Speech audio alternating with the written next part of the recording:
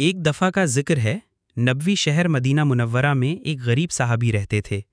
ان کے پاس زیادہ مال و دولت نہ تھی، لیکن دل اتنا صاف تھا کہ لوگ ان کے اخلاق کی مثال دیتے۔ ایک دن وہ مسجد میں بیٹھے تھے جب ایک شخص آیا جو مسافر تھا۔ وہ بھوکا اور تھکا ہوا تھا۔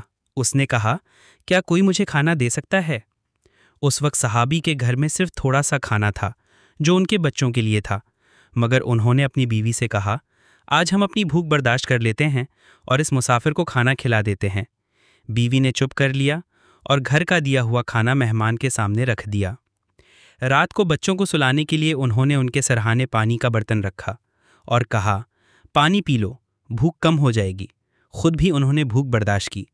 اگلے دن جب نبی کریم صلی اللہ علیہ وسلم کو یہ واقعہ پتہ چلا تو آپ صلی اللہ علیہ وسلم مسکرائے اور فرمایا، اللہ تعالیٰ تمہاری اس قربانی سے راضی ہوا اور تم دونوں کے لیے جنت میں بہترین اجر لکھا گیا ہے۔ یہ کہانی ہمیں یہ سبق دیتی ہے کہ اصل خوشی صرف خود کھانے میں نہیں بلکہ دوسروں کے ساتھ بانٹنے میں ہے۔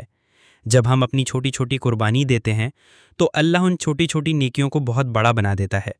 زندگی کا اصل حسن یہ ہے کہ ہم اپنے لیے نہیں بلکہ اللہ اور اس کے بندوں کے لیے جئیں۔ آخرت میں اللہ ہم سے ہمارے مال کا نہیں ہمارے دل کا سوال کرے گا۔